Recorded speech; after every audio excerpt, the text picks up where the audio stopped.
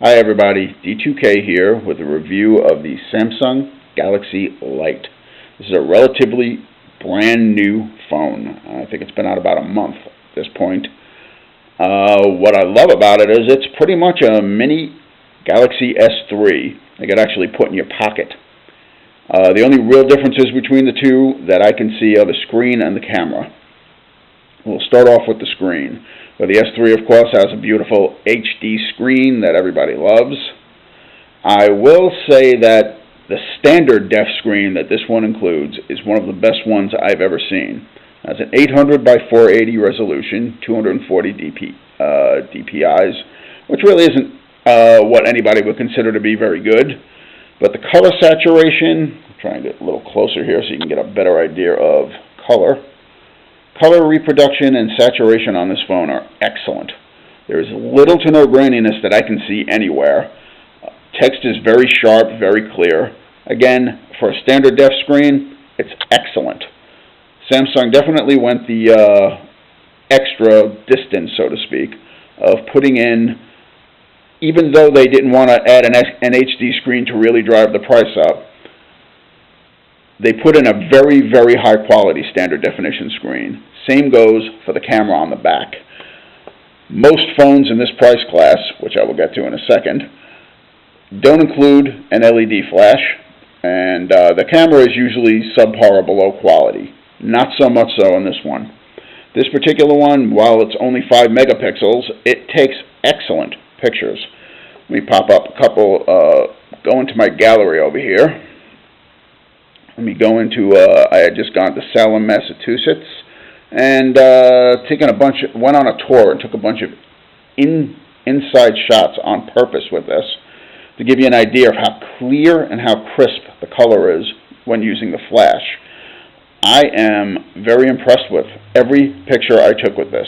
There was no blurring, no washout. Faces came into focus very, very clearly. Again, just a very, very nice camera for indoor shooting, and I added one additional outside shot of myself so that you can get an idea how it looks outside, and I'm going to get as close as I can with this so you can really get the detail. There is a lot of it. Again, for a 5 megapixel camera, this is one of the better ones I've used, period. Again, Samsung did not skimp on the quality of what they did put in this phone. The biggest and best part spec-wise on this is the almost identical processor that is sitting in the S3. This one is called, from what I can tell online and from what I've been reading so far, nobody knows the exact, what the name of this particular processor is, but everybody's guessing it's simply mildly updated version of the one in the S3, which is the Samsung Exynos 4. 4412 variant. It's the closest thing we can come to in figuring out what it was.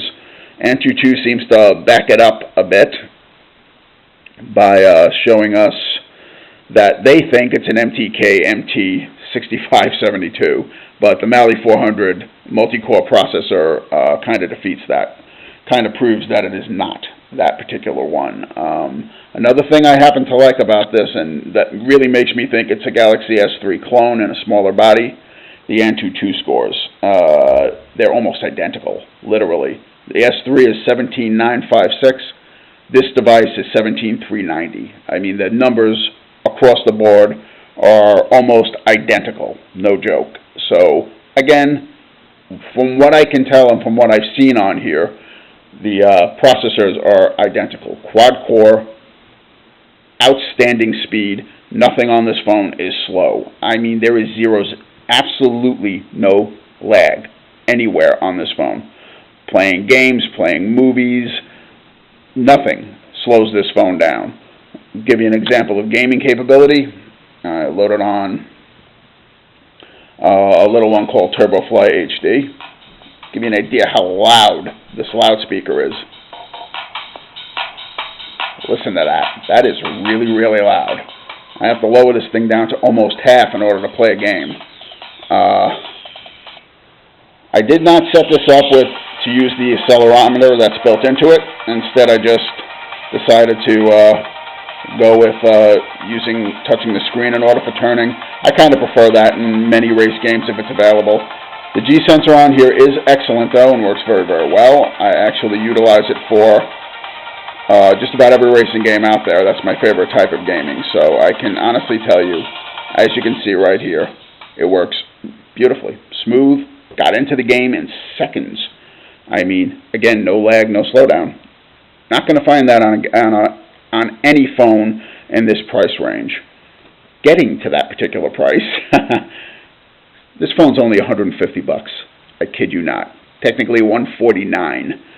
I had bought this off of HSN. Yeah, that's the Home Shopping Network. This is the best price I have seen on this phone and for this phone. T-Mobile actually has this phone on their site for $240, so that $150 price point is excellent. I've had this phone for 2 weeks, and they have had this promotion, it looks like it is, going for over a month already. It looks like that will be their permanent price on this phone, so I'd hop on over to HSN and jump on this thing before they decide to come to their senses and realize that this is a much more expensive phone than that. Across the board, there is nothing I can say bad about this phone. You can go online with it effortlessly. I'm actually going to show you a little example utilizing YouTube online. I actually find that it loads very quickly.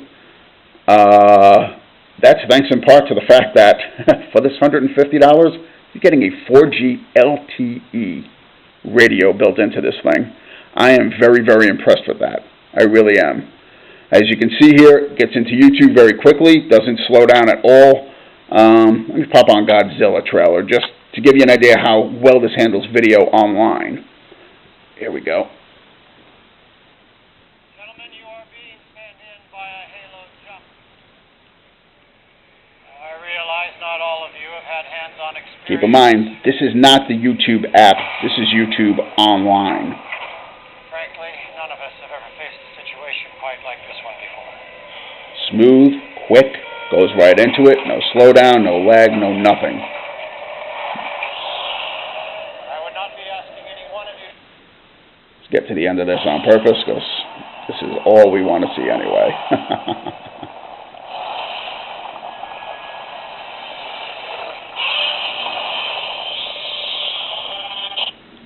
Again, that was online, folks. The app, every bit as fast, every bit as quick. But I will state very honestly, I have never had a better online experience than with this. This is my first 4G LTE phone, and all I can say is, wow. The hype definitely fits it, no questions asked. Wi-Fi also works beautifully on this. No problems whatsoever with that. Hooks up immediately, and I have ridiculous range. I've gone up to 4 rooms away from my Wi-Fi router and still have a very, very strong signal. Very smooth, very fast. That I can sum up this phone with those words.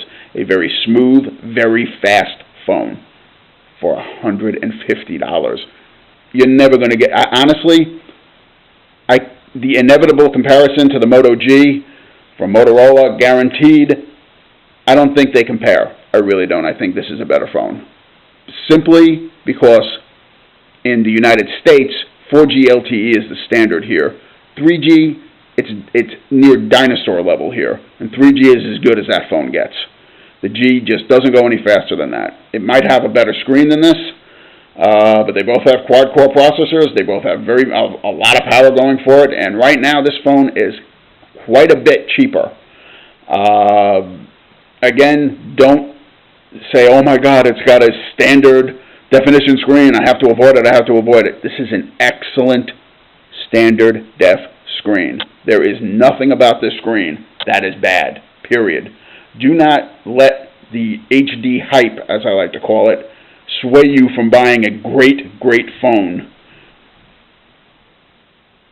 You really will kick yourself for doing that. This is at the very least is worth checking out and seeing if you can. It is an off-contract phone. Comes with its own little SIM card if you want to, but I'm currently using this on contract with T-Mobile right now. Can it be unlocked? I don't know for sure. But I mean by that is I have read one review that states that it can be. That would be very nice because honestly to have an LTE-based phone at this price point it would be nice to be able to use it on other carriers other than T-Mobile as well. So here's to hoping that works. As for a couple of other little extras that came with this, I like the fact that this thing can handle a 64 gigabyte card, micro SD card. That caught me off guard because the specs on T-Mobile's side as well clearly state that it only goes up to 32, yet I popped a 64 in here and it worked just fine. So that's a very nice touch add-on. But it really isn't necessary because one of the other little pluses that comes with this phone is a Dropbox account, free for 2 years, 50 gigabytes. So again, storage, not a problem with this phone. You have it, there's plenty of it, and it's out there and available for you. And it's a free plus that comes with it through Dropbox, and I like that. So you have 2 years of free 50 gigabyte cloud storage. Again, can't beat that. So what else can I say about this phone? The other two specs that really matter to me were the fact that it has a gigabyte of RAM, unlike any other phone in this particular price range, any other Android phone in this price range that's still stuck at 512. It is running the latest version of it, not the latest version of Android, but an excellent version of it nonetheless, 4.2.2. As I stated earlier, the TouchWiz interface really surprised me. It works actually very nicely on here. It's smooth, works beautifully. If you don't like it, load your own launcher. It's as simple as that. Again, just because it has TouchWiz doesn't mean you have to use it. Okay? Again, I am not a TouchWiz lover, and I really like the implementation on this phone. It looks good. It works good. It's super, super smooth. Doesn't throw an anchor into the works like it usually does. I really like it. So, again, I recommend you giving it a shot before you immediately pull it out of the box and change the launcher on it. Okay? Do yourself that favor. The only other spec is it does only come with an 8 gigabytes built in, but like as I was stating a few minutes ago, that's really not a problem. 50 gigabytes free storage for 2 years, don't need it. You really don't. And like I said, you can get up to 64 gigs in here again if you don't want to rely on cloud storage. So again, drawbacks, there are none. There really aren't. For this price, you have got to be out of your mind not to consider this phone. At least get it in your hands and try it. I know for a fact with HSN, if you don't like it, I believe you have 60 days. You can send the thing back. Get this thing in your hands, try it, see for yourself. If you don't like those tremendous screen phones, simply because of their size, they're beautiful, they're great, they're fantastic, their size is ridiculous, seriously. For everyday use, this is a better phone. Fits in your pocket beautifully. If you don't like the keyboards on here, you can use whatever keyboards you want. It does have swipe, by the way. So, and with my gigantic, beefy fingers here, I still work it very easily. So, again, unless you have abnormally large hands, I don't think you're going to have any problems with this. 4 inches is a really good sweet spot. It really is. It's not really small, and it's not tremendous, but it fits in your pocket real nice. Big plus on this phone in my book. If you have any questions at all about this phone, ask below. I will answer to the best of my ability. Thanks for watching.